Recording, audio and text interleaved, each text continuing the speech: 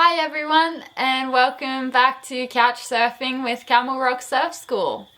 This week we're going to be talking about rips and currents and general ocean safety. We figured that a few of you might still be swimming or surfing in the ocean and might need a little reminder, or for those of you who haven't done a lesson with us, I hope that you get to learn something today. We hope you enjoy! Yeah. We really hope you enjoy it.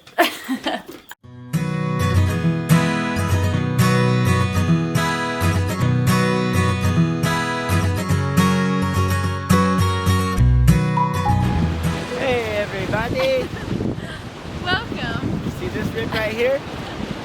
Flowing. Here are some examples of some different rips. High tide, low tide, cloudy days, sunny days. They're always there. We are going to be using a rip with a sandbar close by to deconstruct for you today.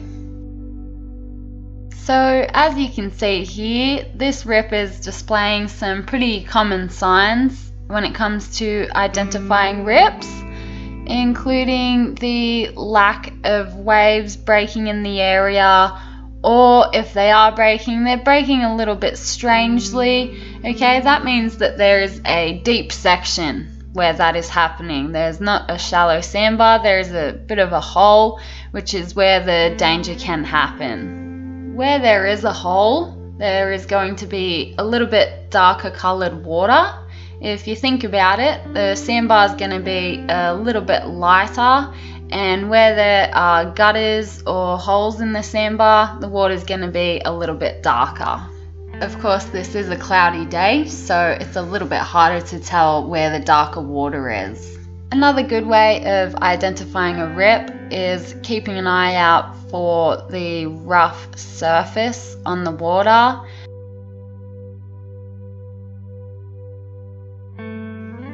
Notice the waves breaking either side of the rip and not quite breaking where it gets deep there where the rip is.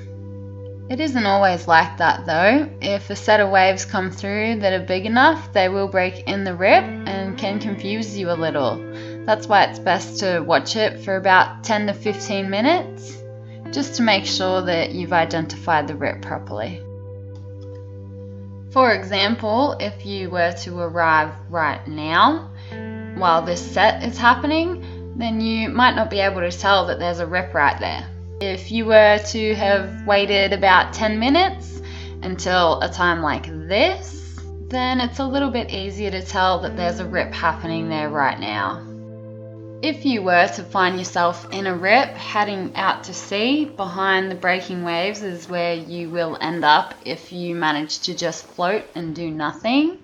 If you want to get out of it, which you usually do, you just need to swim parallel to the beach to where the waves are breaking. The waves can push you into the beach rather than staying in the rip and letting it take you out. If you do end up out the back behind the breaking waves, you still just swim parallel to the beach over to where the waves are breaking on the sandbar, where they will push you all the way into the beach.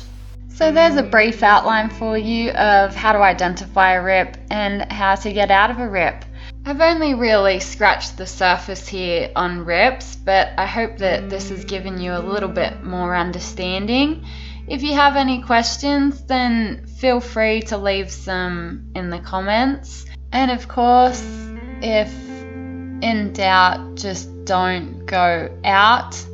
If you've come down the beach and you don't think you could get in from out behind the breaking waves, unless there's lifeguards and lifeguard flags, then it might be best just to not go out and wait for a safer day. I hope those of you who can are still enjoying the ocean right now when they can, and we can't wait to be able to surf with you all again.